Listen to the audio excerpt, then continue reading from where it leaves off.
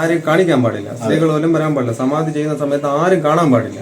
അപ്പൊ ആരും കാണാൻ പാടില്ലാത്തതുകൊണ്ട് അച്ഛൻ തന്നെ നേരത്തെ നമ്മളടുത്ത് പറഞ്ഞിട്ടുണ്ടായിരുന്നു, അങ്ങനെ ആരെയും കാണിക്കരുത്, ഇന്ന രീതിയിൽ എനിക്ക് സമാധി കർമ്മങ്ങൾ ചെയ്യണം, സുഗന്ധദ്രവ്യങ്ങൾ ഭസ്മവും കർപ്പൂരം ഇട്ട് ഇന്ന രീതിയിൽ എന്നെ പൂജാതി കർമ്മങ്ങളൊക്കെ ചെയ്ത് വേണം ഓരോന്ന് ചെയ്യാനെന്ന് പറഞ്ഞ് സമാധി ചടങ്ങുകൾ മൊത്തം എനിക്ക് പറഞ്ഞു തന്നെ അച്ഛൻ.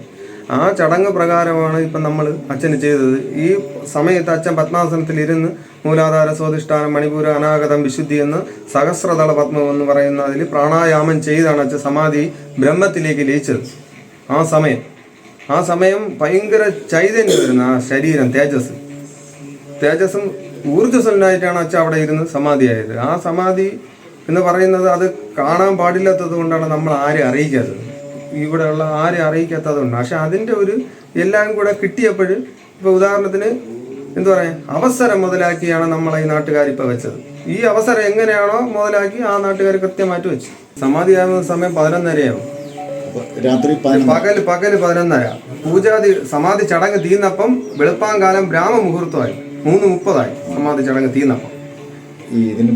അതായത് വ്യാഴാഴ്ച 11:30 AM-ന് 11:30 AM-ന് കൃത്യമായിട്ടും അച്ഛൻ സമാധിയാകുന്നു.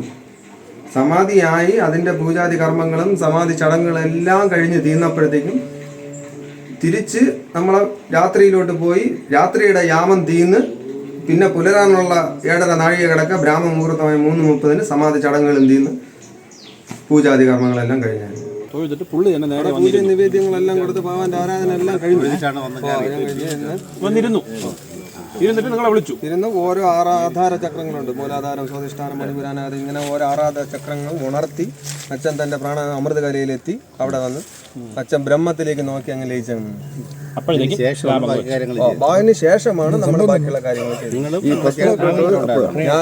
ആ സമയത്ത് ഞാൻ പിന്നെ ഈ അച്ഛൻ്റെ ആ സമയത്ത് പോയ സമയത്ത് ഞാൻ മാത്രമേ ഉണ്ടായിരുന്നുള്ളൂ. ആ ഒരു ടൈമിൽ ചേട്ടനെ പിന്നെ ഇത് കഴിഞ്ഞിട്ടാണ് ചേട്ടനെ വിളിച്ചിട്ട് ബാക്കി സാധനങ്ങളെല്ലാം മാറ്റി സമാധിയുടെ സാധനങ്ങളൊക്കെ ഒരുപാട് വാങ്ങാണ്ടല്ലോ, എല്ലാം വാങ്ങിച്ചിട്ട് പൂജാദ്രവ്യങ്ങളുണ്ട്, ഇതിനകത്ത് ഒരുപാട് പൂജാദ്രവ്യങ്ങളുണ്ട്. ആ പൂജാദ്രവ്യങ്ങളെല്ലാം വാങ്ങിച്ചിട്ടാണ് പിന്നെ ഇതെല്ലാം കർപ്പൂരം, ഇതിൻ്റെ സുഗന്ധദ്രവ്യങ്ങൾ, ഭസ്മം, ഇതെല്ലാം വാങ്ങിച്ച്. വെളിയിലുള്ളവരും കാണാൻ പാടില്ല. ഈ സമാധി ചടങ്ങ് വെളിയിലുള്ളവർ കാണാൻ പാടില്ല, സ്ത്രീകൾ പോലും അതിനകത്ത് തൊടാനോ ദർശിക്കാനോ പാടില്ല ആ ചടങ്ങ്.